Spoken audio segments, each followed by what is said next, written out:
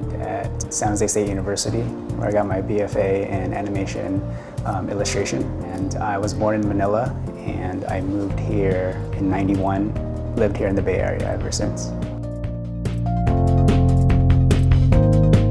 My role as a shader designer, what we do is we specify the materials and the colors that are applied to the models that are used in the movie. So for example, if there was a model of a table or a model of one of the characters' cars, we would specify how shiny that thing would look like, or what material that is made out of, or what color that's made out of. We provide those details in the sort of wear and tear, so that when you see these props, these environments, these characters in the film as a whole picture, they feel believable, they feel like they belong in the world. I really loved how mentorship is explored in the movie, and just seeing that McQueen's at the end of his road, so to speak, and his passing of knowledge to the next generation. And I'm really attracted to that. Even just before I thought about animation, it was really my dad who inspired me to become an artist. Growing up, I always turned to him about hey, how do you draw this? And I was always fascinated with the way he drew or painted. I was really interested in that at a young age. And as I grew older, I just naturally inclined to have interest in cartoons, and I saw a possible career path in there. My dad was interested in art, and so was his uncle.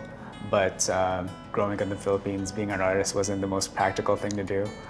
So my grandpa convinced him to study engineering. In a way, I'm kind of living out his dreams to an extent. I knew I've always wanted to have a career in animation.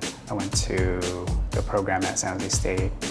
During my training there, I applied for an internship here at Pixar. I think it was 2007, and I got rejected at that time. Seeing my friends getting internships at other places, and I was just at a point where I felt discouraged. I knew that for me to be able to just get here was to keep trying, and so I took that rejection letter and I used that as motivation to get better at what I do at my craft, and spend more time honing my skills. Eventually the next year I applied again, and my portfolio grew in that amount of time. Luckily they got me in here as an intern. Every day, just the people I work with here were veterans in this craft who I learn from every day. Continue to learn from them in the work that I do. The one thing that kind of always stood out to me growing up as a Filipino American was those Filipino values always came out to the forefront. Respect, being hardworking. My dad really instilled in us. That translated well into my schoolwork. Made sure my homework was done before going home so that I could watch TV or play video games, before I could hang out with my friends. Always having that in mind and having that relationship with my dad always kind of grounded me in my own Filipino identity in American culture. Do what you love to do. Don't let anybody stop you from doing what it is that you love to do, and seek advice, find your own weaknesses and work at them, because that's the only way that you will become better.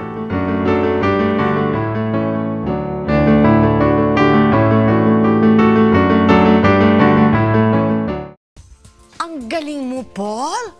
We are so proud of you. Kakaiba talaga ang galing ng Pinoy. Sa ating pagbabalik, sasagutin ko naman ang inyong mga katanungan. Don't change the channel. We will be right back sa Pusong Pinoy sa Amerika.